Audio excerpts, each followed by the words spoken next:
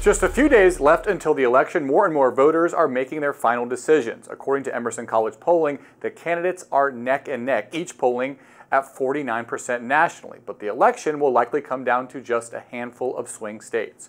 Joining us now to break down the latest numbers, Senior Director of Emerson College Polling, Matt Taglia.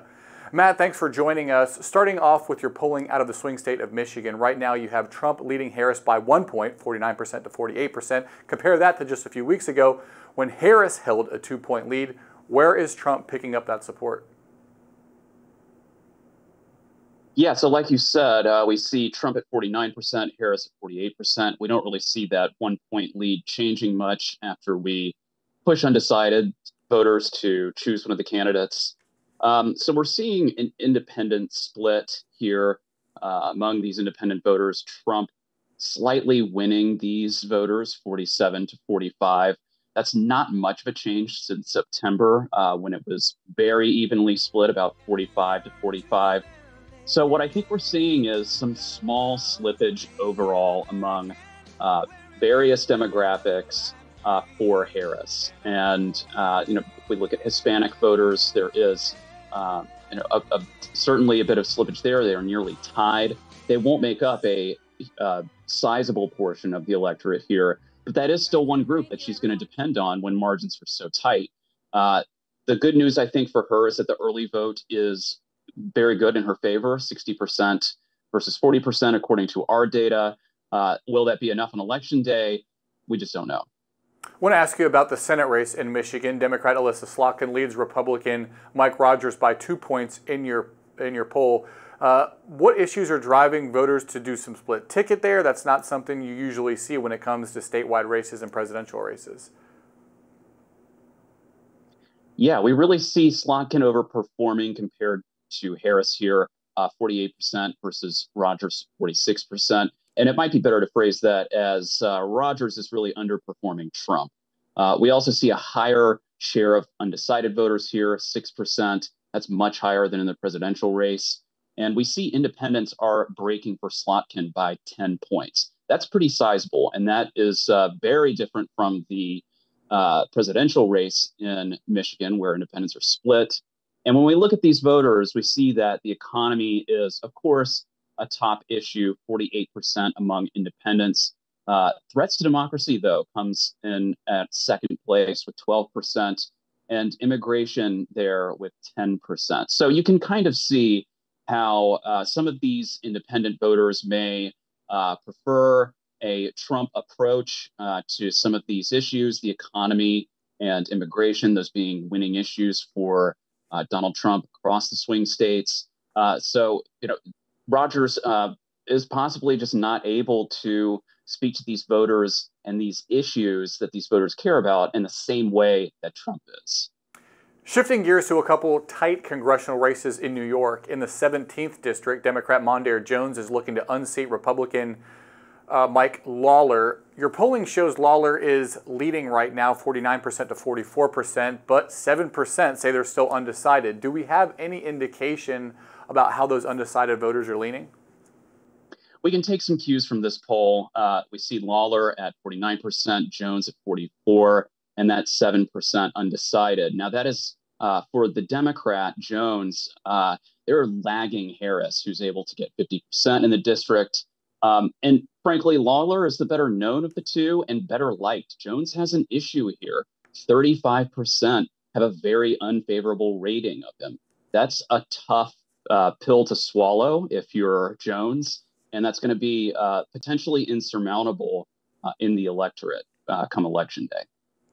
In neighboring 18th district, also in New York, a similar story, but in the other direction. Incumbent Democrat Pat Ryan is leading Republican challenger Allison Esposito by nearly 10 points, but again, 7% say they're undecided. This is a seat that Republicans were looking to pick up. Is that still possible? Yeah, and again, I think it's most helpful to look at some of these favorability ratings when we look at these undecided voters, because there are 7%. That's high compared to the presidential election, but in reality, that's not a whole lot of folks in this district that are undecided. But we can see that Esposito has a name ID problem. 17% can't rate them one way or another. That's really tough. We also see Ryan with 51%. I think that's a pretty important number. Just winning a majority in the district. That's just going to be really, really hard to overcome when there's such a gap of 9 points. So no, I think Republicans winning the seat, that's going to be really tough, despite the fact that Trump leads by 1 point in the presidential race in this district. All right, that's all I got. Matt Taglia, Emerson College Polling. Thanks so much for coming on.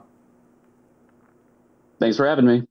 With Election Day nearly here, News Nation gave voters the chance to discuss the races and issues that matter most to them in a special town hall hosted by Chris Cuomo. Some of the country's big political hitters showed up to give their takes, including ESPN host Stephen A. Smith, billionaire Mark Cuban, UFC CEO Dana White, former Alaska Governor Sarah Palin, and former presidential candidate RFK Jr.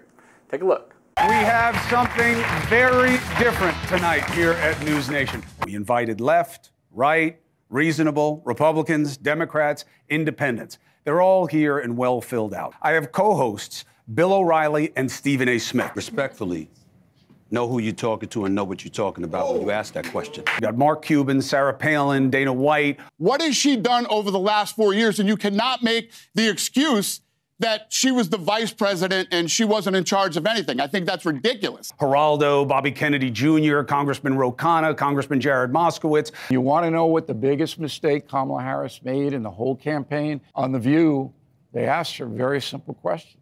Is there anything you would have done differently in 4 years? Can't think of anything. Hey, I got 50. What if she had done that? You know what they would have said? You betrayed us. We produce more energy than we ever have. We produce In more the energy now latter than part, when they started to panic, not in the beginning. Billy, look it up. Do you know how to use Google? I believe that polls are really good for strippers and cross-country skiers, but not for a whole lot of other things. Democrats have been very effective saying to women, American women, that the government has no right to interfere with your body. That's the mantra, right? Okay. Isn't there another body involved Amen. here? I am a frightened American who knocks on doors every day, all day, in the most significant counties in this country, in Philadelphia. And everyone goes like, I don't know. I'm scared. President Trump has asked me to reorganize the federal health agencies, the agencies that have a portfolio that affects human health, which is CDC, NIH, FDA, as well as some of the agencies within the United States Department of Agriculture. You're being beaten over the head with a very simple proposition. Who and what is worse? I have two overarching concerns, as I see it, all right? Why are we where we are? And then, how do we get somewhere better? You had your say. Now I'm going to tell you what happened. I don't care whether you believe it or not. He's been talking that way to me for 21 years. And it still hasn't gotten through. Is there anything that all your guests could agree on? And you each have 5 seconds now to answer. That Cuomo did a good job moderating. Oh, amen. Decorum and decency towards our fellow men and women is an absolute must if we are going to prosper as a nation. Despite its flaws, this is the greatest country in the world. Amen. Washington Post subscribers are jumping ship. The publication has now lost over 250,000 subscribers following its decision not to endorse a presidential candidate. Roughly 10% of the newspaper's digital following canceled their subscriptions since last Friday, when owner Jeff Bezos ended a decades-long tradition of endorsing a presidential candidate. 3 of the paper's 10-person editorial board stepped down, announcing they will remain at the paper in other roles. The editor-at-large also resigned in protest, while over 21 opinion section columnists signed a statement condemning Bezos' decision.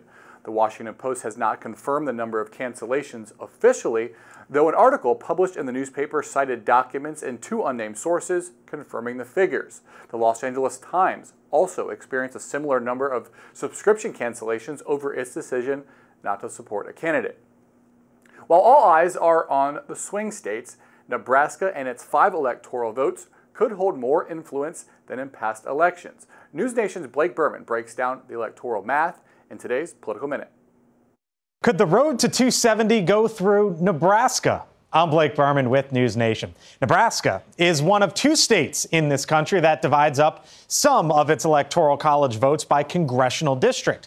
And this year, many eyes are on Nebraska's 2nd district. That's Omaha and the surrounding suburbs, which has 1 electoral vote. Now, the district is represented currently by a Republican who is up for re-election this year. Vice President Harris is up by 12 points in that district. That's according to a recent New York Times poll. Now, here's how the district could factor into the presidential race. There are several scenarios where the presidential election could end up in a 269 tie. Here's one of them right here. And then we switch to the other. You can see a little bit of change in the map.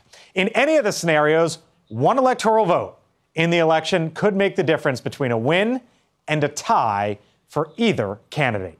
I'm Blake Berman, and this is the News Nation Political Minute.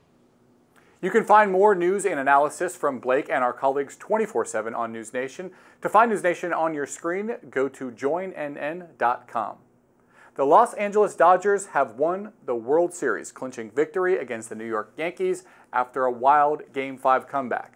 The win marks the Dodgers' 8th World Series title in franchise history. It's their first World Series title since 2020 and first in a full season since 1988.